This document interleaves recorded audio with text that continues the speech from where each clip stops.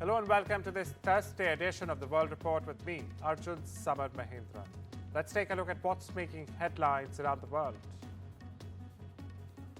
Israel and Hamas agreed to a temporary ceasefire, opening a part to end 15 months of intense fighting in Gaza that has killed tens of thousands of Palestinians. The agreement, which the Israeli cabinet is yet to approve, by the way, is set to take effect Sunday and see the phased release of 33 Israeli hostages as well as Palestinian prisoners, while Israel will put its troops from densely populated areas in Gaza. US President Joe Biden took credit for the months-long negotiations, but analysts also pointed to the incoming Trump administration's efforts to pressure Israel on the deal. دولة قطر وجمهورية مصر العربية والولايات المتحدة الأمريكية الإعلان عن نجاح جهود الوساطة المشتركة بوصول طرفي النزاع في قطاع غزة إلى اتفاق بشأن تبادل الأسرى والرهائن والعودة إلى الهدوء المستدام وصولا لوقف دائم لإطلاق النار بين الجانبين. Meanwhile, a peace deal for Ukraine would take months to work out, advisors to Donald Trump have said. Now, this is as per reports. While the president-elect has promised a quick resolution to the nearly three-year war, analysts as well as his associates now forecast a drawn-out timeline. Hopes for a deal within Trump's first 100 days in office are way too optimistic, a former U.S. ambassador to Kyiv said. As Trump's inauguration approaches, Ukraine is responding more aggressively to attacks on its energy infrastructure. Kyiv, in fact, this week launched its biggest aerial assault on Russian territory since the invasion. Ukraine doesn't have much left to lose at this point, a Russian security expert said, so they can just go take ahead and take the gloves off. British Prime Minister Keir Starmer is set to meet Ukrainian President Volodymyr Zelensky, now this to sign a historic 100-year partnership aimed at deepening security ties between the countries. Now, the agreement focuses on military collaboration, maritime security, and making the UK a key partner in Ukraine's energy sector, critical mineral strategy, and green steel production. The treaty and accompanying political declaration will be presented to the British Parliament in the coming weeks. After half a century in politics, Joe Biden bid farewell in an Oval Office address. The outgoing US president delivered his farewell address, seizing what may be his final opportunity to reshape America's grim views on his term before he departs the White House. Joe Biden opened his speech by taking credit, in fact, for the ceasefire deal between Israel and Hamas, delivering what could be his final chance to influence public perception of his presidency. Biden warned of an oligarchy of the ultra-wealthy taking root in America. Russian President Vladimir Putin may soon have discussions with newly elected US President Donald Trump, during which he will reportedly demand that Ukraine never join NATO. But Putin's position also contradicts Trump's stated desire to end the war as quickly as possible and may be aimed at granting Russia more flexibility, in fact, in negotiations. Reports further noted that Russia's advances in eastern Ukraine specifically have been slow and have come, quote-unquote, at a heavy cost.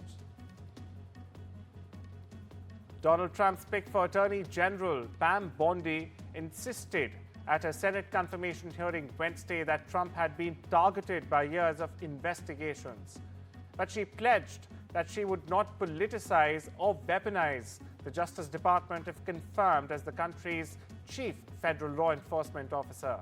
Now, the statement Wednesday echoed Trump's claims that the Justice Department had in fact been weaponized against him. The US Bureau of Industry and Security has removed 3 key Indian nuclear entities from its entity list. These organizations, the Bhabha Atomic Research Center, Indira Gandhi Center for Atomic Research, and the Indian Rare Earths Limited, are no longer subject to export restrictions. The removal of these Indian entities marks a key shift in US-India nuclear cooperation, potentially opening the door, some would say, for greater collaboration between the two countries in the civil nuclear sector. In a move that's raising tensions between the US and China, Beijing's Commerce Ministry, in fact, has announced that it has added 4 American companies to its so-called unreliable entity list. These companies are accused of being involved in arms sales to Taiwan, a region that China considers part of its own territory. The blacklisted companies, including Pacific Rim Defense and Summit Technologies, now face serious penalties. They'll all be banned for importing or exporting goods to and from China, and also prohibited from making new investments in the country. This move signals a sharp escalation in the ongoing tensions over Taiwan and the US-China relations as a whole. These 78 dead bodies have been retrieved from a discontinued gold mine in South Africa, where police cut off food and water supplies for months together, in what trade unions called a horrific crackdown on desperate people trying to eke out a living. Police said on Wednesday they have ended a rescue operation and still believe they have brought out all the survivors and retrieved all the bodies from the abandoned mine southwest of Johannesburg or Joburg. Turkish Airlines will now resume its flight to Damascus in Syria next week after a halt of more than a decade. Now, the development comes after a visit by a delegation of Syria's new Turkey-backed rulers. The announcement followed a visit earlier in the day by Syria's new foreign minister, Asad al-Shibani, who in fact held talks with Turkey's President Recep Tayyip Erdogan and other top officials in the Turkish capital, Ankara. Al-Shibani is a part of Syria's new de facto authorities under Hayat Tahrir al-Sham, or the HTS. It's an Islamist group behind the lightning insurgency that ousted ex-President Bashar Assad in December and ended his family's decades-long rule. In the U.S., Louisiana authorities have begun clearing homeless encampments in New Orleans on Wednesdays, relocating many warehouse facilities ahead of the Super Bowl hosted by the city next month. Governor Jeff Landry framed the sweep as part of a move to secure New Orleans, especially in the aftermath of a New Year's Day Islamic State group-inspired attack which killed 14 people. Blazing Los Angeles wildfires have forced thousands of students to relocate to other schools. Students from 2 elementary schools that burned down in the Palisades fires arrived Wednesday for their first day of class at 2 other LA campuses, where their classes are being held temporarily. The education disruptions come as the city grieves at least 25 deaths, thousands of destroyed homes, and 163 square kilometers of scorched land.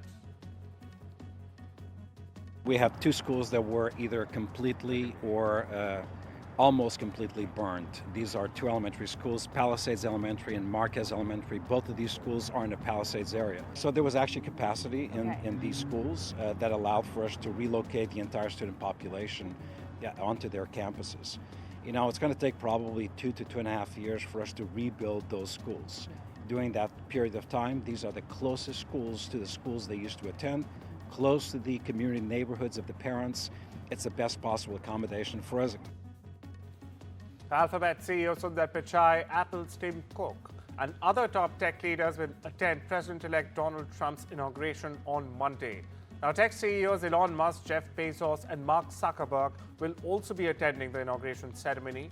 TikTok CEO Xiaozi Chu has reportedly been invited to sit in a position of honor on the dais, in fact, as a location typically reserved for former president, family members, and other important guests. Jordanians took to the streets Wednesday to celebrate the announcement of a ceasefire between Hamas and Israel in Gaza. Hundreds of men and women carried Palestinian flags and photos of Hamas leaders chanted in support of Palestinians. Many described the ceasefire deal as a victory, in fact, for the Palestinian resistance group in the Gaza Strip. The rallies took place in several Jordanian cities and in the Palestinian refugee camps. اليوم لنشارككم الفرحة. العالم الإسلامي كله معكم، شعوب الأرض الحرة كلها معكم. لا تنظروا للحكومات، نحن الشعوب لم تتوقف دموعنا، لم تتوقف أموالنا لكم، تبرعاتنا لكم، جميلكم في رقابنا إلى يوم الدين. يا ملح الأرض، يا أكابر الأرض، يا خير أهل الأرض، يا غزة. مبارك مبارك عليكم، مبارك عليكم النصر.